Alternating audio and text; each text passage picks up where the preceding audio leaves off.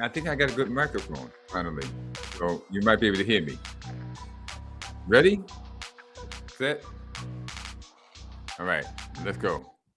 Bam! Today is Monday.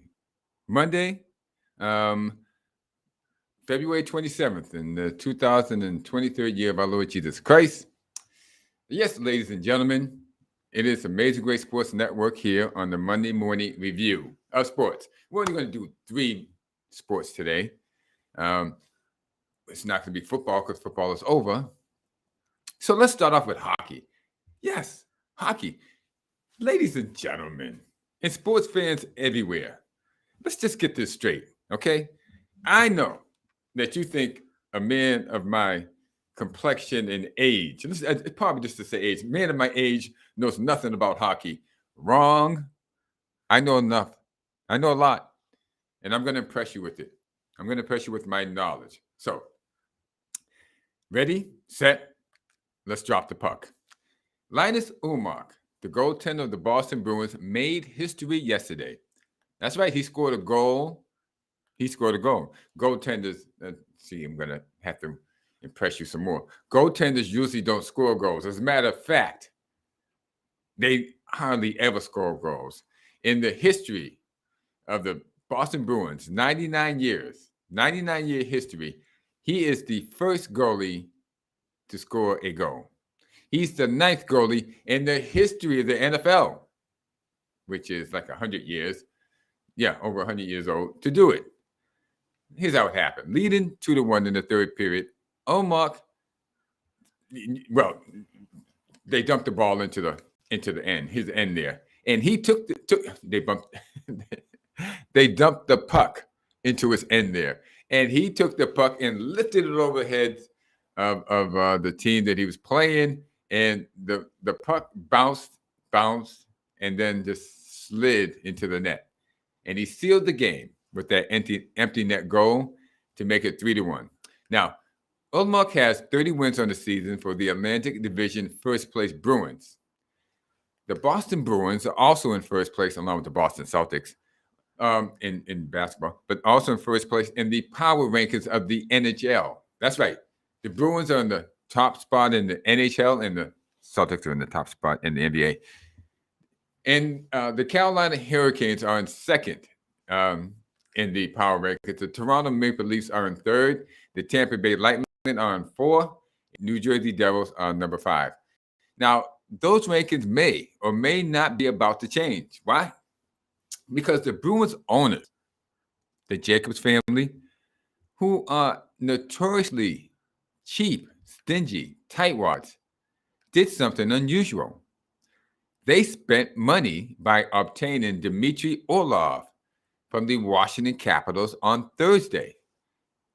Orlov arguably is a top 3 defenseman with offensive skills. This sent a message to the rest of the league that the Bruins are going for this season. They are here to play, and they are here to stay. After that, the other teams were forced into action. The Tampa Bay Lightning, who are in third place in the Atlantic Division, traded for Nashville Predators forward Tanner Jeannot on Sunday. Now, Tampa Bay is seeking a 4th straight Stanley Cup final appearance, which, if we add that up, means that, well, the Bruins haven't been there for 4 years, and they're itching. Now, with the acquisition of Jeannot, Tampa signaled they ain't playing touch football. They are playing tackle.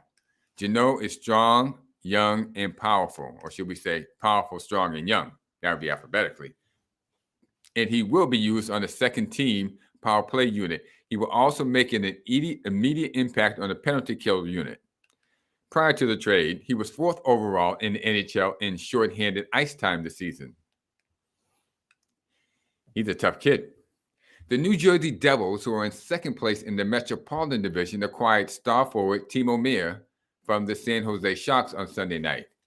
Meier, might be Meier or Meier, I'm going to say Meier, was one of the biggest names on the market. The 26-year-old has 31 goals, 52 points, 255 shots, and 112 hits, which means hits on other people, this season. Last year, he set a new career high with 35 goals and 76 points. Now, with this acquisition, the Devils aren't playing nice. They are coming to steal, destroy, and win games. The Dallas Stars, who are in first place in the Western Conference, acquired Evgeny Dadonov from the Montreal Canadiens to increase their chances in the playoffs. The Stars general manager, Jim Nill, said in a statement, Evgeny is a skilled forward who can play anywhere in our lineup. He has recorded 20 or more goals in his 4 previous seasons, and he is a proven goal scorer at the NHL level. This will bolster our offensive attack. No, he's not kidding. He means it. And it's going to. In fourth place in the Western Conference, the Winnipeg Jets picked up Nito Niederreiter to bolster their offense. Niederreiter has produced 18 goals, 28 points, 130 shots, and 156 hits on other people in 56 games. Yeah, he's a hitter. Anyway, the NHL deadline is March 3rd, and no doubt there will be even more play movement before then. Patrick Kane's name is up. He was held out of a game yesterday, and he's probably going to be traded sometime this week. Now in the NBA on Sunday, Damian Lillard set a franchise and career highs with 71 points. 71 points. And 13 three-pointers. With that, the Portland Trailblazers, which is Bill Walton's old team back in the 70s, snapped a 2-game skid with a 131-114 win over the hapless Houston Rockets. Yeah, the same Houston Rockets that had Hakeem Olajuwon 2 championships in the 1990s. His old team. This was Lillard's 5th 60-point game, breaking the tie for 3rd most in NBA history. Now, only Wilt Chamberlain with 32 and Kobe Bryant with 6 have more 60-point games than Damian Lillard. But that's right, ladies and gentlemen. I said 32. Wilt Chamberlain has 32 60-point games. Did you know that? I'm sure you didn't. Well, he does. And speaking of a lot of points, the Sacramento Kings defeated the Los Angeles Clippers over the weekend by a score of 176-175 in double overtime. It is only the second time in the NBA's 76-year history that both teams have scored at least 170 points. You see, the Detroit Pistons beat the Denver Nuggets 186-184 in triple overtime on December 13th, 1983, in what remains the highest scoring NBA game. Now, Sacramento and Los Angeles also combined for 44 three-pointers, tying the most in the game in the NBA history.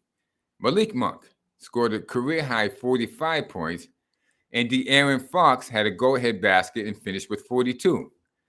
It was the first time in franchise history that the Kings have had 2 players score at least 40 points in a game.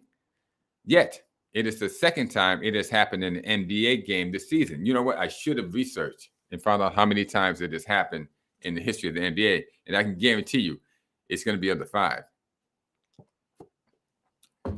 But 2 times it's happened this season already. You see, Cleveland's Karis LeVert and Donovan Mitchell did so early on January 2nd. My NBA co-host, Eric James, predicted earlier this year that there would be a team that would go over 175 points this year. Well, he was right. Yes, he was right. And he was wrong. Wrong because it was 2 teams that went over 175 in the same night, in the same game. But what this really points out, what this really points out is that there is no defense in the National Basketball Association under Adam Silver. It's just scoring. You can't touch anybody. You can't get in the way. You can't smack the ball out of their hands. Just scoring. And it's soaring just like the economy. It's inflated. Not to put the plays down, but let's face it, everybody. It seems like anyone can score 30, 40, 50, or 60, or even 70 points these days. It doesn't have to be a celebrated superstar. Now, last sport that I'm going to cover today. And this one is kind of a comedy, but it's an event. There was a big boxing match this weekend, and it involved 8-0 Tommy Fury versus 6-0 Jake Paul. Yes, this was considered a major fight event. A major fight event between two guys who have just 14 professional fights between them. One's 8-0, the other one's 6-0. That's 14. I mean, if you could really, if you could even call them fights. You see, Fury's opponent, Tommy Fury, his opponents were handpicked to lose. Yeah, definitely. Journeymen and people who were willing to roll over. Okay? But even worse, Paul's opponents had never boxed before they fought Paul. So they were really handpicked to lose. But Jake Paul wanted to be known as a boxer, a real pugilistic fighter, not some carnival sideshow that he had become by boxing ex-NBA players and ex-MMA fighters. So he ran his mouth at Tyson Fury's kid brother, Tommy. Tommy is a novice, nice novice. Boxing is really not his profession. It's more like it's a family thing, because the Furies are a boxing family. Every male in the family is a boxer or a boxing trainer. So Tommy he's there. He has to box. But he's getting along.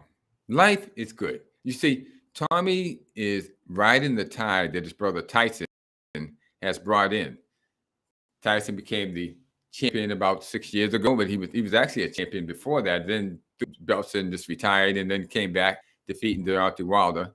And now, there was another guy who was Anthony Joshua. Didn't want to fight him. Didn't want to fight Deontay Wilder either. But I think so. Now Usyk has his belt, but Tyson really is the guy. Okay. And when Tyson came in, he created a big hullabaloo. It's so much, media. He's a talkative person, much like myself. Anyway, and he can fight. Anyway, so with the popularity that is now Tyson Fury, his brother, Tommy Fury, got a part in the dating reality show. Well, he's a Fury. The reality show was called Love Island. Thus, he gained even more notoriety and popularity than just being Tyson Fury's brother. He even became a couple with a British supermodel during this time, and they had a baby about a week ago. So Tommy is making money without getting punched in the face. Life is great. But of course, as life gets great, somebody comes along to mess it up. That somebody would be the person who called himself the problem child. Was that Adrian Broner? No, Adrian Broner was the problem. Anyway, Jake Paul called himself the problem child. Okay? He's a carnival maelstrom. That means the whirlwind. Anyway, Paul set his sights on Jake, and he demeaned and denigrated. Hold on. Paul set his sights on Tommy, and Jake demeaned and denigrated Tommy while challenging him to a fight all the while. Paul pushed his attacks on every social media he could. And it wasn't long before Fury, being the fighting man that he is, agreed to fight him. Now, the fight was postponed twice due to injuries to Fury. And during those 2 years, Fury was mocked and ridiculed and taunted by everybody in the social media and all the friends of Jake Paul, saying that he was scared and he was trying to duck out of the fight. Also, these 2 years, they received 2 more years of publicity. So this fight is just like between two novices and people, and let's just say this, okay? The match finally went down on Sunday night. And the result was as I expected. Tommy Fury, the boxer, defeated Jake Paul, the wannabe boxer, by split decision. In truth, the fight really didn't appear to be that close. Jake Paul did more clutching and grabbing and holding than he did boxing. So it was easy for me to predict a Fury win. Fury had been involved in boxing somehow, some way since he was 6 years old. Jake Paul, only 3. Fury grew up in a boxing family. Paul grew up in Hollywood, a Hollywood family. In total fairness, Jake Paul was not outclassed as much as he was outboxed. Now that this humdinger is over, it is going to happen again. Yes, ladies and gentlemen, there will be a rematch. It's already been agreed upon. Now, this fight was billed as the truth. Why? I have no idea. Your guess is as good as mine. But I guess you got to give it a hook line, something like a song.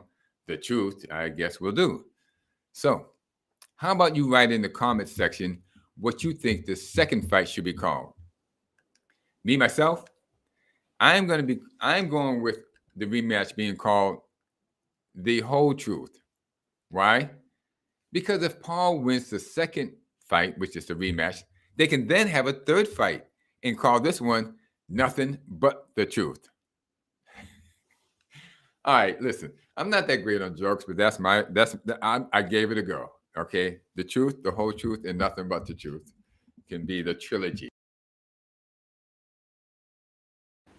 You still hear me? Okay, everything's great.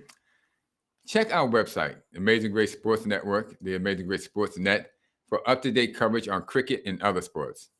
Congratulations and good luck to all the people that I've mentioned, the Furies, the Damian Lillards, the hockey players. Good luck to you because the stretch run is coming there. Good luck and happy landings to all of you fans out there, okay? Because remember, it's great to be a fan of a team or a sport, but it's even greater to be a fan of your own life. Be gracious, be giving, be grateful, and life will return the favor. And with that, I say adios, arrivederci, auf Wiedersehen, au revoir, ciao, and vaya con Dios. Goodbye, everyone, and have a great day. Ciao.